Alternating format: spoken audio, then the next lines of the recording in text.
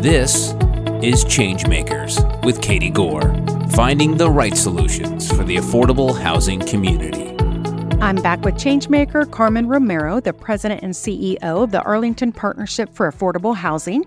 Under her visionary leadership, they have delivered award-winning properties and is paving the way for affordable housing solutions through groundbreaking partnerships. So, Carmen, let's circle back to some of those partnerships you mentioned, the local Presbyterian church, and you've even worked with Methodist churches on redevelopment projects. It's really quite innovative that you're collaborating with churches on affordable housing developments when so many other people shy away from such non-traditional partnerships.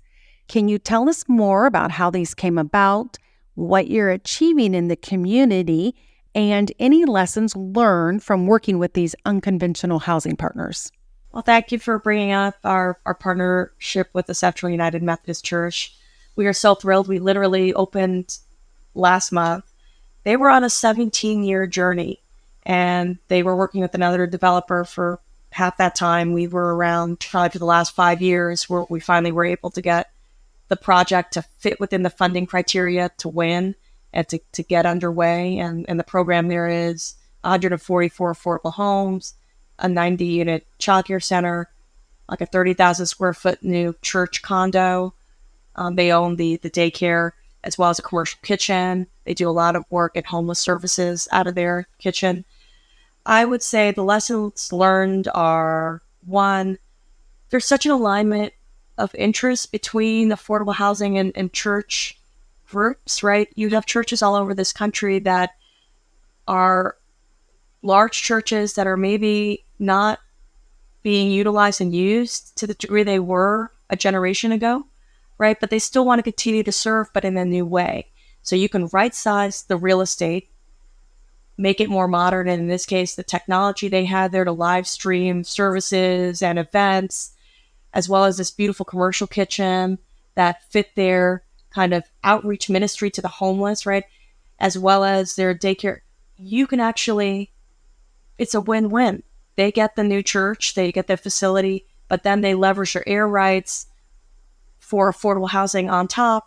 And some of those individuals may become part of that church congregation, bringing life to that congregation. Some people may want to join that congregation because they see, wow, they're super bold.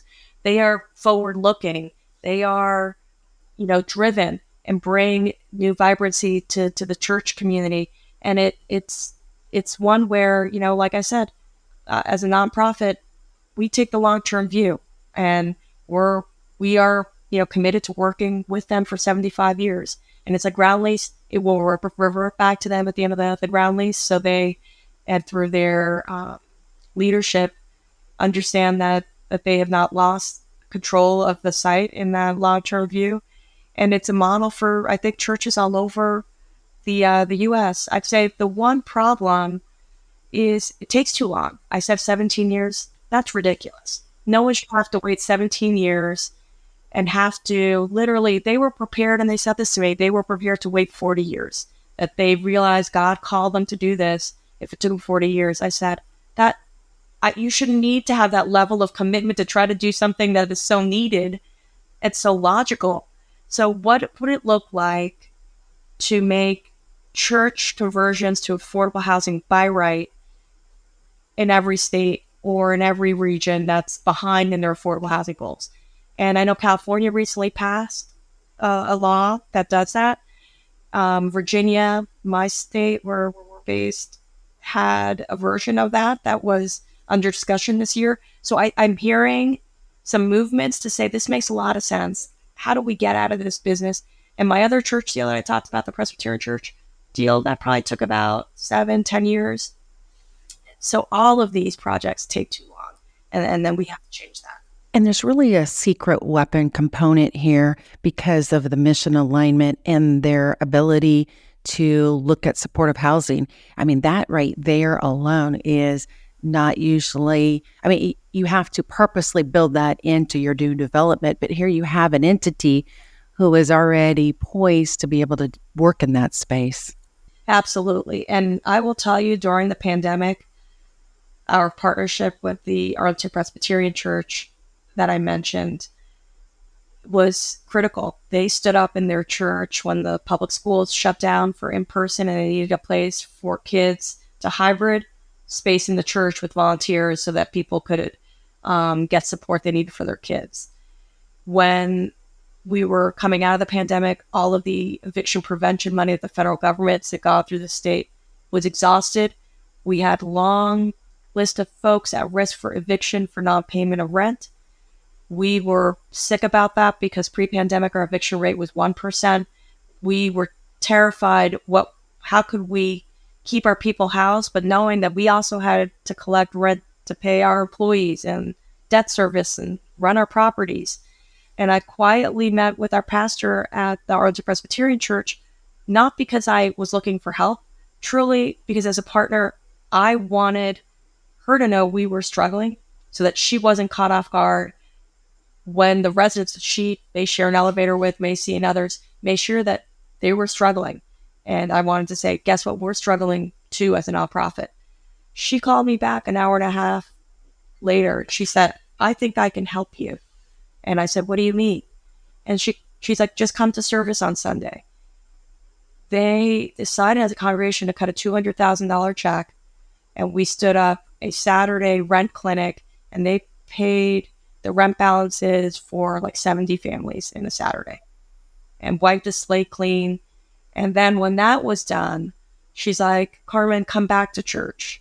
And she said, that's a Band-Aid. That's helping people that were in crisis. How do we get people out of this cycle of poverty? And we are now launching a second $200,000 gift with them called the Ease campaign to have a cohort of individuals that are just paying too much in rent and set goals for them and their personal goals, their dreams, pay off debt, long-term debt, go back to school, a certification to make more income, and giving them monthly rent relief for 2 or 3 years with that gift to see if we can try to unlock a little of this, the systems and that are really holding people back from being able to make change. So we're at the very start of that process, but that is what is so amazing about working with the church. It's not just a real estate deal. It's like this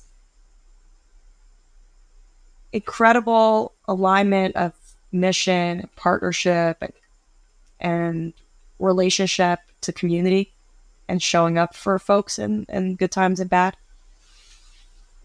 That is a beautiful testimony for how affordable housing can work, not just as the roof over the head, but really establish a person for a path for economic betterment and economic containment. You know, this concepts of working down debt or additional certifications or education attainment.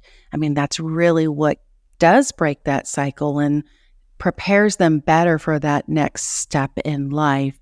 And what a beautiful program and vision for that pastor to be able to see that and then meet the need. Very, very encouraging. And I'm hoping many of our listeners, one, don't shy away from reaching out to churches as potential development partners for all the reasons you mentioned. And then two, recognizing this untapped strength here with their partnership. Absolutely. I would love that. I hope, we should be so lucky as to have congregations like the two we're so blessed to walk alongside in their communities. So changing up the conversation here just a little, thinking about your strategic plan that you guys are navigating through right now. As a nonprofit, what are you looking at, or what's the process look like? What types of milestones are you trying to identify here? And I think it would be interesting to hear what your strategies are now moving forward, especially given everything you've already accomplished. Yeah, we adopted our strategic plan last year, and there are 5 bold goals. One is we are 2,800 units today. In 4 years, we want to be 7,500 units. And that's not because, we're focused on the real estate element. It's like that need that I talked about is so dire. We've got to step up to meet the folks that I can't serve in our housing today. So tripling in size. On the resident services side, because out of our 53 employees, at APAH, our nonprofit. 21 are on the more social work side of the business, the resident services side. We grew that team from 4 people to 21 coming out of the pandemic to try to keep people housed, to keep people fed, for example, and we recently launched, and we have a 3-person data team. How are they working? What are the needs of the people? Who are we listening to? And centering ourselves, our resident services have to be based on what our residents tell us they need. And we are hearing, for example, we just opened our 3rd senior property in the last few months. 78% of our calls to resident services was around food insecurity. So besides housing, people need food. And we are able to show the data. They're calling, they're asking for food. We're doing these referrals and really centering ourselves on making sure that we have personnel at every building that aren't the leasing people. They're not the folks doing the filter checks. They are there to help if you need help with, you don't have dental insurance, but you need dental care. You need food. You need to stay housed. That resident service coordinator is at every property, and that our strategic plan said we can't have the housing units without the resident services. It won't work one without the other. Especially 10% of our units are for permanent supportive housing partnerships. So those navigators are there also to make sure that those that are being identified as PSH have an extra touch point to someone who's got eyes on them that are helping our service providers ensure that they are successfully housed independently at APAH.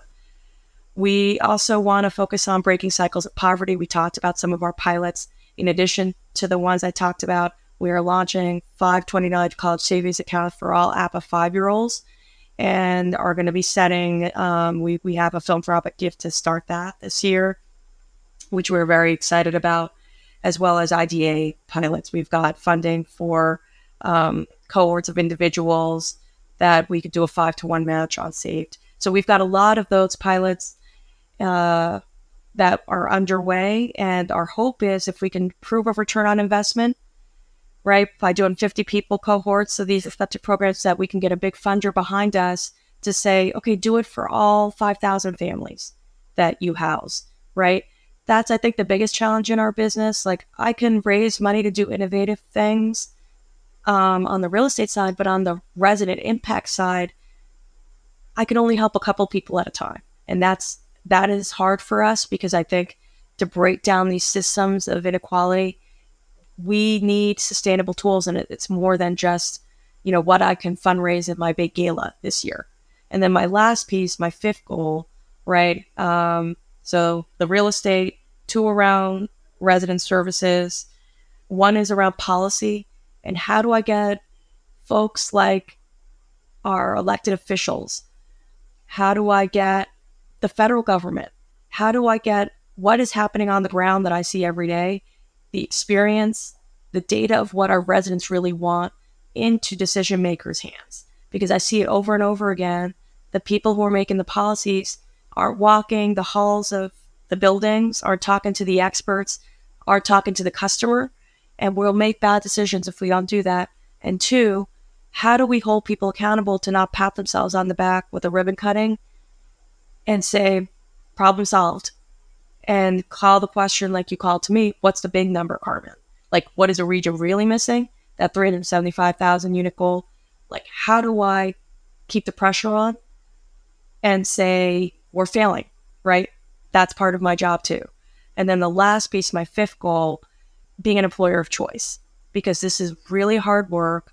My team, every CEO in this field that I talk to, our teams are burnt out after getting through a pandemic, trying to take care of our residents, especially our frontline workers who are oftentimes, experiencing trauma every day and trying to keep people housed, and our property management staff. How can we make sure that we are taking care of our people? We need to make sure we are putting a mind to mental health, to financial stability of our employees. Like, you shouldn't have to be underpaid to do this work. It's complicated work with a lot of stress on all sides of it. And people need to be supported so that they can want to stay in this field and grow in this field and be attracted to this field. That's a bigger ecosystem-wide kind of change that we need. Because as entities, we're also part of this dynamic, and we have to align what we're doing as organizations within this field. We recently at Quadell rolled out an employee homeownership, first-time homeownership grant program for our employees. And we realized that we, in 40 some years of existence, we had never done that for first-time home buyers for our own employees. And so we really called ourselves to task and said, listen, you can't just be out solving the problems in compliance and all of these other areas, but then not internally taking efforts to also do this. So that was I love that idea. I may steal that and I'll be in touch. You can have it. It's excellent. Marshall Crawford with the Housing Fund and Marietta Rodriguez at Neighborhood Works, both were my podcast guests who really encouraged me to do the same. So the roadmap's out there for many of us to duplicate what they're doing. Well, this has been wonderful chatting with you. You guys have so much going on in this much needed area, and I appreciate you coming on the podcast and sharing these things. Well, I'm honored to have been invited, and it's such a pleasure to have a chance to get to know you, and the invitation to learn from some of what you're doing to innovate is always a gift as well. So I look forward to staying in touch with you and listening to your podcast going forward. Thank you. I've been talking with Carmen Romero from the Arlington Partnership for Affordable Housing. Thanks for listening to Changemakers with Katie Gore. To find out more about Katie, go to quadell.com. That's QUADEL.com. This has been a production of Forbes Books Radio.